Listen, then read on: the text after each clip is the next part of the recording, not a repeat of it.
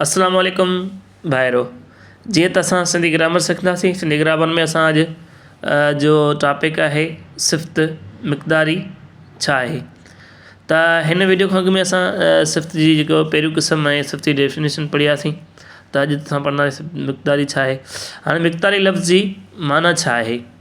मिक़दारी लफ़्ज़ जी माना आहे अंदाज़ो या हिसो पती, यानी कंहिं बि शइ जो हिकिड़ो अंदाज़ो हुजे या उनजो को हिसो हुजे, उनजो को मिक़दार हुजे।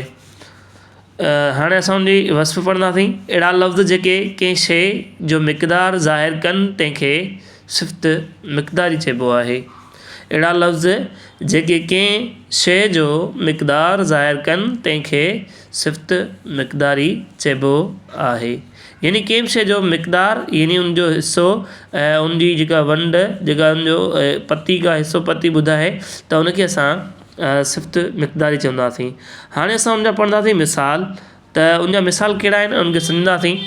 जी त कुझु, अधु, सभु, सॼा, थोरो, घणो, केतिरा, काफ़ी, यानी इहे सभु छा आहिनि सिफ़्त मिक़दारी आहिनि। यानी कंहिं शइ जो थोरो ज़रड़ो हुजे या सॼी शइ हुजे या काफ़ी हुजे, अधु हुजे, त अहिड़ा जेके बि आहिनि उहे सभु सिफ़्त मिक़दारी आहिनि। त हाणे असां उनजा जुमिला पढ़ंदासीं ऐं उनखे सम्झंदासीं त असांखे सही ख़बर पइजी वेंदी।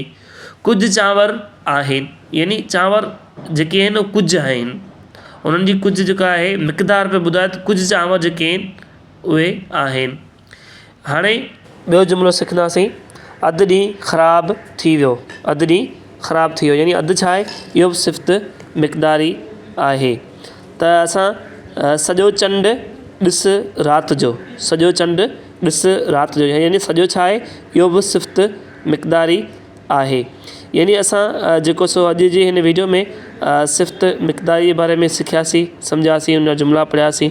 त हाणे जेको असांजो नेक्स्ट आहे हिसो इनजो, त मश्क हल करियो ऐं मश्क हल करे तव्हां ज़रूरु हल करे कमेंट में ॿुधायो तव्हांखे ख़बर पए। थोरनि माण्हुनि जो कमु आहे, थोरनि माण्हुनि जो कमु आहे, त इन में सिफ़्त मिक़दारी कहिड़ो आहे। त उन खां पोइ जेको असांजो ॿियो जुमिलो जेको आहे उन में घणो तजुर्बो बहितर आहे। घणो तजुर्बो बहितर आहे, त इन में सिफ़्त मिक़दारी कहिड़ो आहे ऐं उनखे तव्हां जेको सो कमेंट्स में ॿुधाइजो सिफ़्त मिक़दारी कहिड़ो आहे। काफ़ी बरसाति वसी चुकी आहे, काफ़ी बरसाति वसी चुकी आहे, त इन में सिफ़्त मिक़दारी कहिड़ो आहे।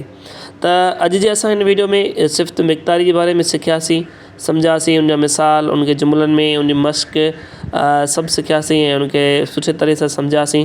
त असां नेक्स्ट वीडियो में सिफ़्त जा ईअं ई ॿिया क़िस्म पढ़ंदासीं, उनखे सम्झंदासीं। त अॼु जे वीडियो में तव्हांखे घणी कुझु नॉलेज मिली हूंदी ऐं वधीक असां सिखंदासीं नेक्स्ट वीडियो में। अल्लाह हाफ़िज़।